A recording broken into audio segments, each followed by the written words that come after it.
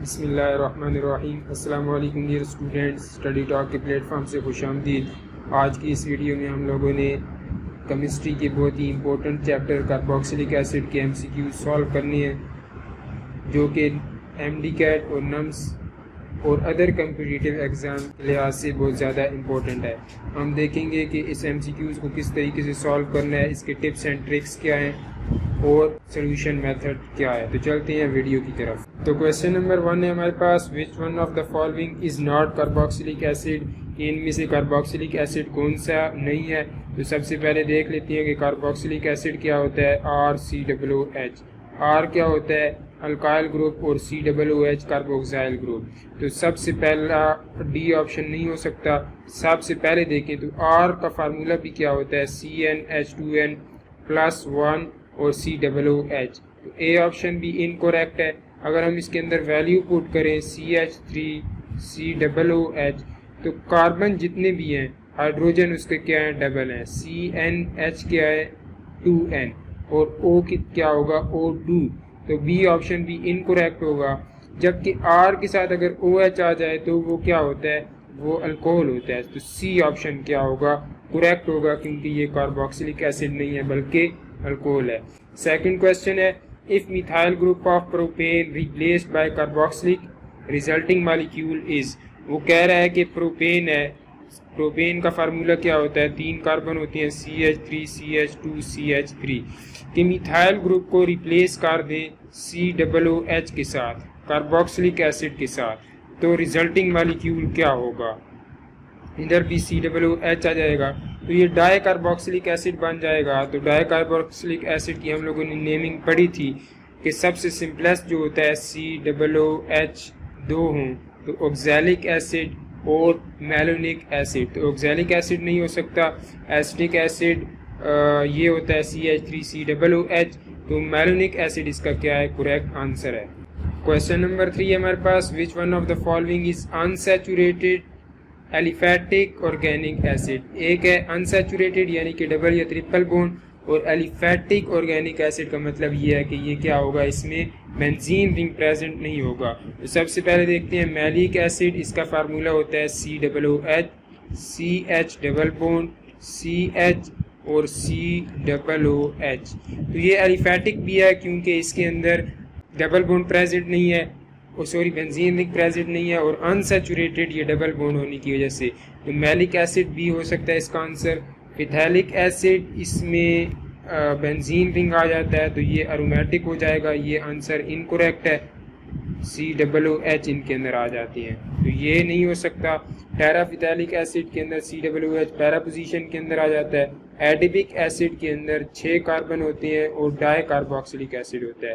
तो यहाँ पर CH2 ये 4 दफ़ा और ये COOH, तो टोटल कार्बन जो होती हैं इसके अंदर वो 6 कार्बन होती हैं। तो मैलिक एसिड क्या है, इसका करेक्ट आंसर है। तो 3 का ए क्या है, करेक्ट आंसर है। ये अनसैचुरेटेड है डबल बॉन्ड होने की वजह से, और एलिफैटिक किसकी वजह से, बेंजीन रिंग नहीं है। और इसमें ये क्या है, ये एलिफैटिक तो है लेकिन अनसैचुरेटेड ये नहीं है, ये सैचुरेटेड एलिफैटिक एसिड है। क्वेश्चन नंबर 4 है हमारे पास, पेंटानोइक एसिड इज, यानी कि 5 कार्बन वाला, 1 2 3 4 और 5, और COOH, इसका कॉमन नेम क्या है। तो मैलिक एसिड नहीं हो सकता, इसमें 4 कार्बन होते हैं और डबल बॉन्ड भी हो जाती है, जबकि पेंटानोइक एसिड के अंदर सिंगल बॉन्ड और COOH। एडिपिक एसिड के अंदर 6 कार्बन आ जाती हैं तो ये भी नहीं हो सकता। और ग्लूटामिक एसिड ये अमाइनो एसिड है, इसमें NH2 और COOH प्रेजेंट होता है, जबकि पेंटानोइक एसिड में NH2 प्रेजेंट नहीं होता। तो इसका करेक्ट आंसर है वैलेरिक एसिड। तो ये इसका क्या है, कॉमन नेमिंग है। जिस तरह 4 कार्बन वाले जो होंगे कार्बोक्सिलिक एसिड उसका ब्यूटारिक एसिड, और दूसरे का 2 कार्बन वाले जो होंगे उसका एसिटिक एसिड, ये क्या है, कॉमन नेमिंग है। क्वेश्चन नंबर 5 है, विच वन इज कार्बोक्सिलिक एसिड। तो कार्बोलिक एसिड क्या होता है, फिनोल होता है, यानी कि बेंजीन रिंग और साथ में OH, ये कार्बोलिक एसिड, ये कार्बोक्सिलिक एसिड नहीं है।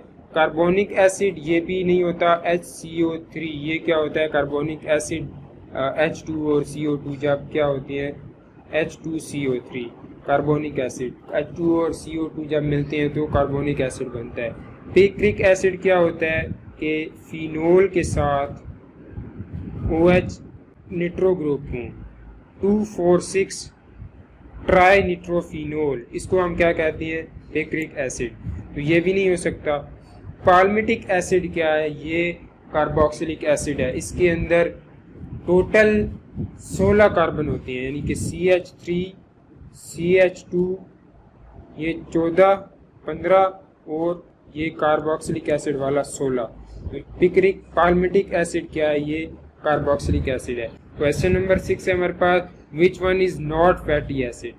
फैटी एसिड क्या होते हैं, मोनोकार्बोक्सिलिक एसिड होती हैं।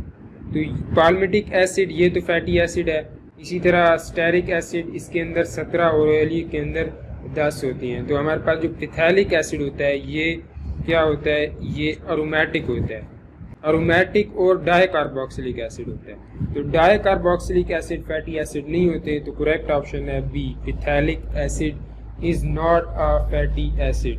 क्वेश्चन नंबर 7 है, organic acid which can not obtain by hydrolysis of fat. तो ऐसा ऑर्गेनिक एसिड जो कि हाइड्रोलिसिस फैट्स की करें तो वो ऑब्टेन नहीं होता।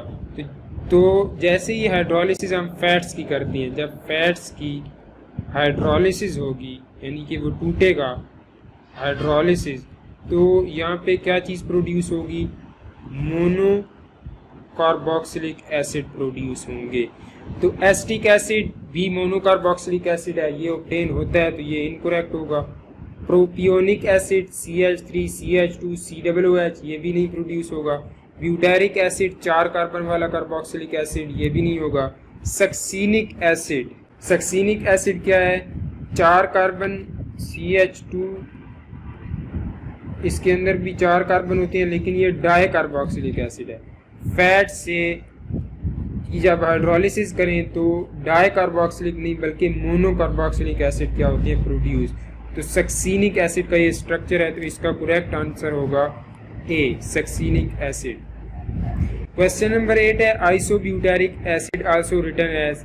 अब ब्यूटारिक एसिड के अंदर 4 कार्बन होती है, 1 2 3 और 4।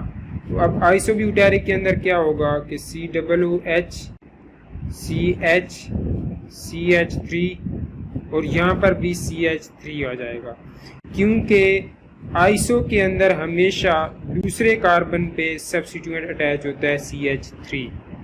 आइसो के अंदर दूसरे, ये पहला कार्बन ये दूसरा।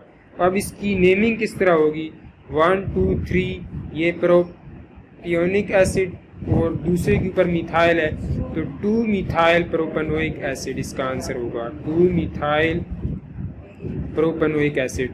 तो सी ऑप्शन क्या है, इसका करेक्ट आंसर है।